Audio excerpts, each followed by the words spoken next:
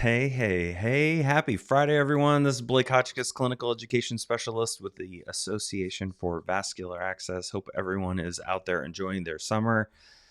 Hope you guys have a great weekend coming up. And join with me today, Judy Thompson, Director of Clinical Education. Hey, Judy, how's it going?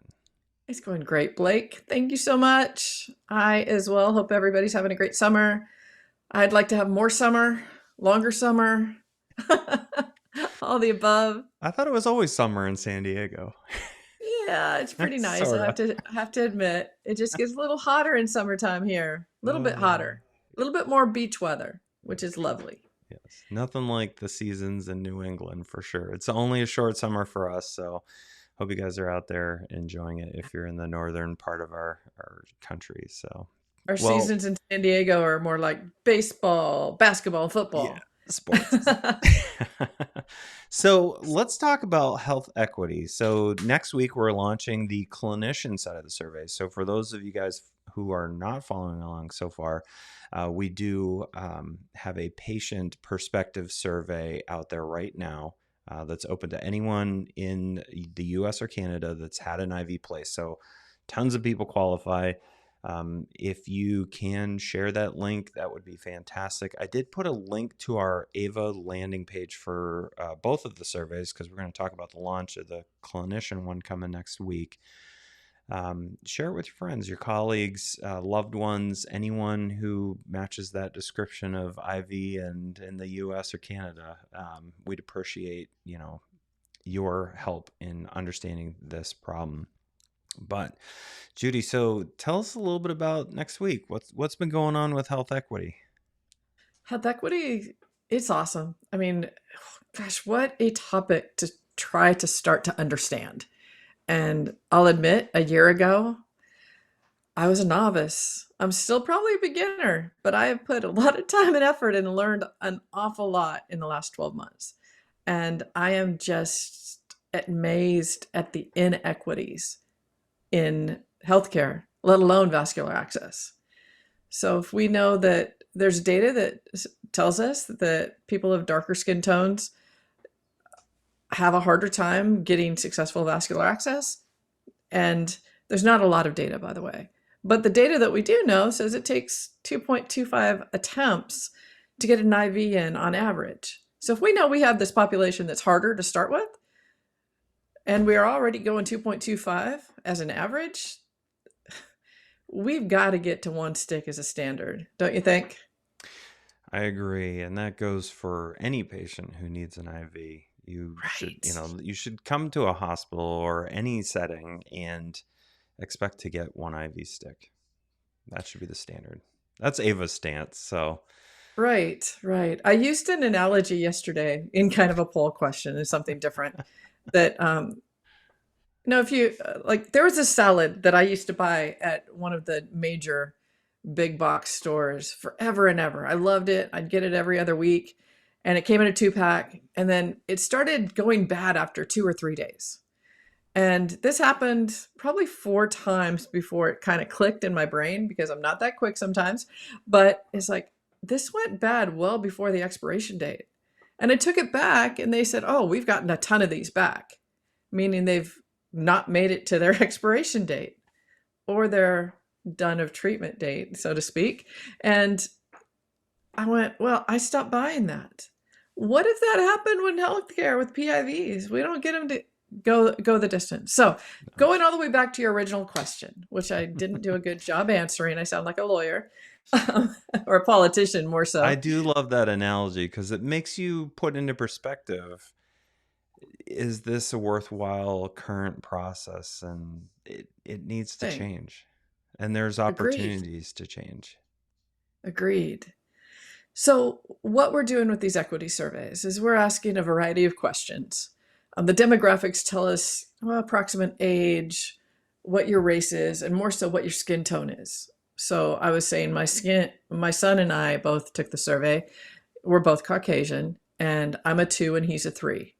My niece took the survey, who is half African American. She's a 5 and her father's a 6, I believe, somewhere in that ballpark.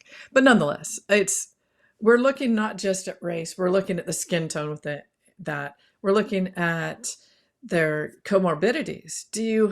Are you a chronic patient that's had a bazillion lines, or what your education, where you live? Because one of the indicators of health and how well you'll do is your zip code, which is another thing I've learned working on this project. But nonetheless, so that survey is going. We have over 800 responses. We're looking for many more. And please, if you haven't taken it, please do and share it, like Blake said. But the one that's coming out to complement the first one is the clinician survey, to where we ask similar questions that, if we've asked the patient, how many times do they normally get stuck? We ask clinicians, how many times, or are you confident you can get an IV in on 1 or 2 attempts? So we're trying to find some correlations throughout the entire theme of our study. That one comes out next week.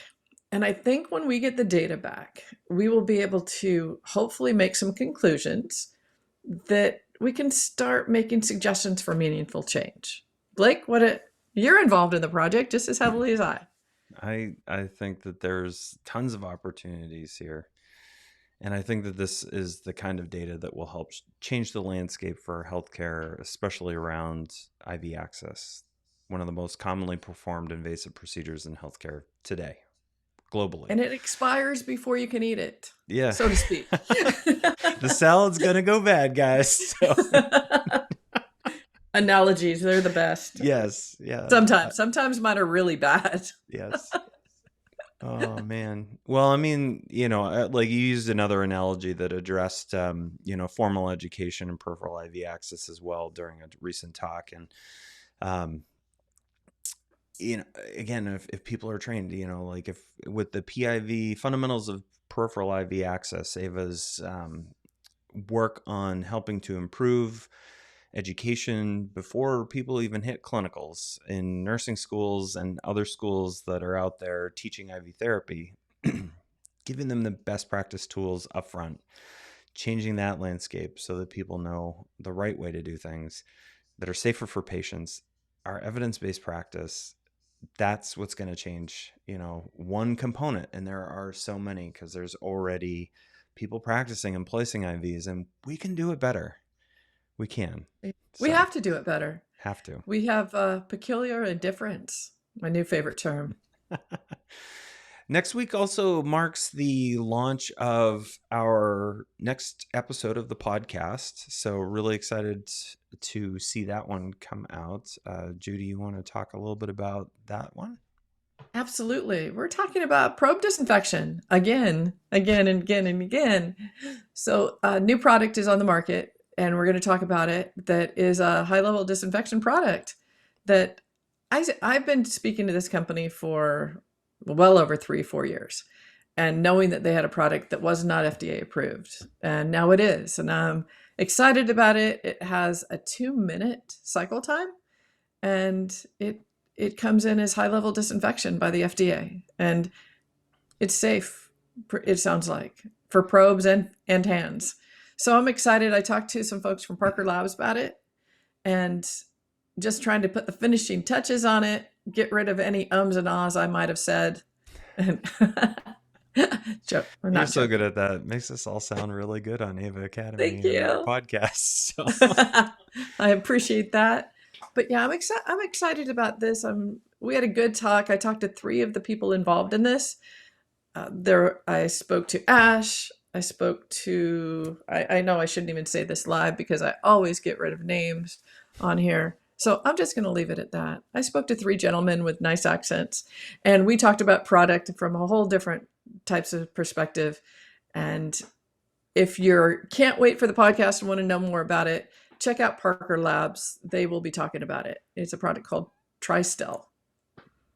In a constantly evolving landscape like healthcare, Ava is definitely here to help share information, knowledge. That's why we partner with our industry folks, so that we can get those things that are coming to market, give you more information about it. And this is why we do things like the virtual roundtable. So we have one of those coming up in August. So you'll see some information going out about that soon. And then we've got the podcast coming next week. And so we're excited to share this stuff with you guys. So stay tuned. There's always new stuff coming down the road. Well, if thanks again for tuning in today. If you want to go and take the health equity survey or want to share our link to the AVA website, remember, I did put a link for that down in the description here. You'll see some information coming out, social media, email about the podcast when it's released early next week. And then more information about our roundtable coming up at the end of the month, which will be probably in about a week and a half. We'll have some correspondence out about that as well. So trying to keep you guys tuned in and engaged throughout the summer. Again, we get it. I hope you guys are out there enjoying yourselves and your families. And with that, we'll take it out from there. Bye, everybody. Have a great weekend. Hey guys, thanks for tuning in again. Happy Friday. And you can follow the Association for Vascular Access anywhere out there on social media. That's Facebook, Instagram, LinkedIn, and Twitter. And of course, if you're a big fan of YouTube like I am, you can check us out there as well. Catch you on the next one. Bye. Bye, everybody.